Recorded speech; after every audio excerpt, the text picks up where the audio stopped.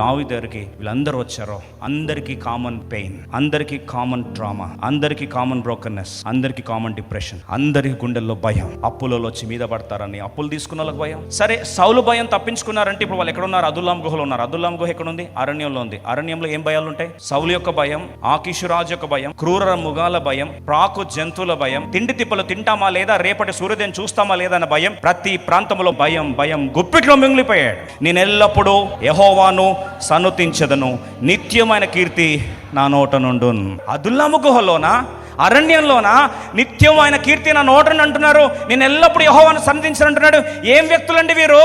బలహీనమైన వ్యక్తులు కాదా? అప్పుల పాలైపోయిన వాళ్ళు కాదా? గుండె పగిలిన వాళ్ళు కాదా? ధర్మపడిన వాళ్ళు కాదా? భయపడిన వాళ్ళు కాదా? ఈరోజు ఏంటంటే వీరి నోట్లో వేరే పాట వస్తుంది. ఎప్పుడైతే స్తుతి ఆరాధన స్టార్ట్ చేశాడో అన్ని భయాలు, భవిష్యత్తు భయం, బతుకుదెరువు భయం, కెరియర్ భయం, మ్యారేజ్ భయం, పిల్లల భయం, పరిచర్య భయం, అన్ని భయాల నుంచి ఒకేసారి ఏమొచ్చింది? విడుదల వచ్చేసి